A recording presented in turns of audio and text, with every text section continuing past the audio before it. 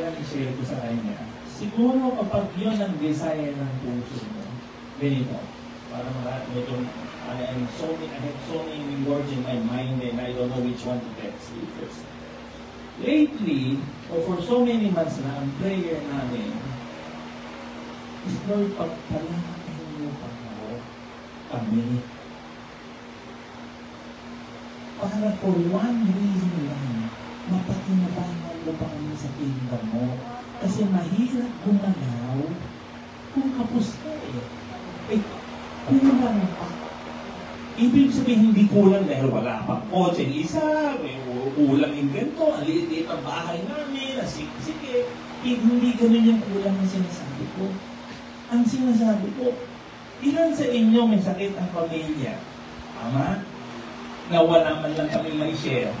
Ilan sa inyo na minsan talaga wala na talaga pinapalaya sa pambahay, sa bahay na tinitira niya? Yung desire ng puso, ganun lang. Wala, yung personal na addition sa pakinabang ng i-bless sa amin ni Lord, bonus na lang yun. Pero ang priority talaga namin, God used us to save as much soul as possible. Mas maraming kaluluwa kasi, ito na lang isipin nyo, mahaba tayo. Naisip nyo ba, sa sitwasyon na pumuputok na yun sa corruption na from 2011 up to now, it's almost 2 trillion pesos sa flood control lang. Isipin nyo yung dami ng congressman, politician, engineer na involved, na may asawa at may anak, ano ang pakiramdam at sitwasyon ng mga bata, ang tatay nila kurap. Pinag-uusapan sila sa school, pinag-uusapan sila sa mga co-workers nila, kung gaano ang ginawa ng tatay nila. All of them need Jesus. All of them now, much more na yun. So doon pa lang, ubus na eh. Kaya kailangan natin talaga mag-bless. Kaya nga lagi, kung ang nakikita ni Lord na desire ng puso mo doon sa definition na makabakin, no? Ni Ems, na mas iintindihan mo yung sitwasyon niya, hindi lang sa nakikita mo na tapos wala na. May salamin, may transparent lang na salamin, nakikita mo hanggang doon lang. Walang accident, walang ano. Pero kung naiintindihan mo yung sitwasyon mo, you will do something. Yes. So kaya nga, imagine, if God sees ganun ang desire mo,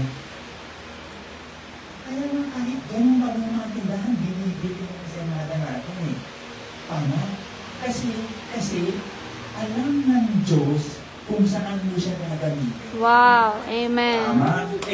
Kaya nga i-impart natin.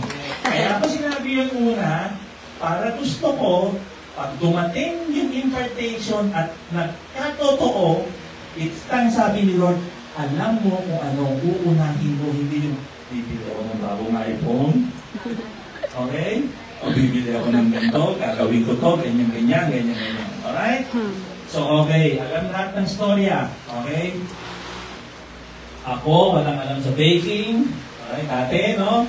But totally, ang hirap. Nanay ko lang, like, what you saying, no? Pero, lahat may plano ang Diyos sa atin. Okay? So ngayon, i-impart ko kung gaano ang palakas kong, gaano ang bilis ako ni Lord na hindi ako natatakot mag-umpisa ng kahit ano.